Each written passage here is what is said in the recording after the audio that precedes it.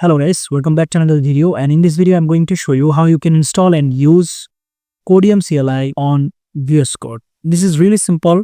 At first you have to go to the Visual Studio Code, and if you don't have this, you just have to download this. Go to the browser and download this Visual Studio Code. This is really simple. Now yourself want to open this, and I want to show here how actually you can install Codeium CLI. So in the extension you have to go, and here you have to search for Codeium.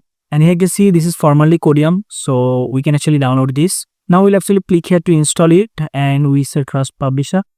Now we want to do this, and here you can see the extension plugin formerly Codeium.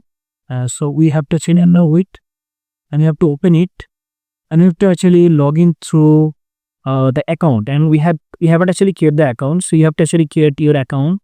File, go with the GitHub. So I say here login with GitHub, and here I'm going to log in to my GitHub at first. So the GitHub name is,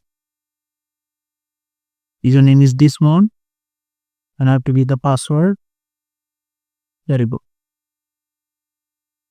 Done. Now we'll actually click here authorize. Okay, and here you can see you are being redirected.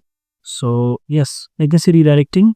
Now we'll actually go back to the VS Code, and from here you can see source. We are actually signing in. Okay, now let's want to know about this specific part. So I'll select this and I'll right click on it, and I say here Windsurf explain select code block. So it's selected, and here you can see it will actually explain all the text and everything here. You can see this code snippet represents a login form of HTML. When the form is submitted, it sends to post request to this action. Here you can see. So basically it explains the code. Okay, so Codeium will actually explain the code, and currently now Codeium will actually known as Windsurf.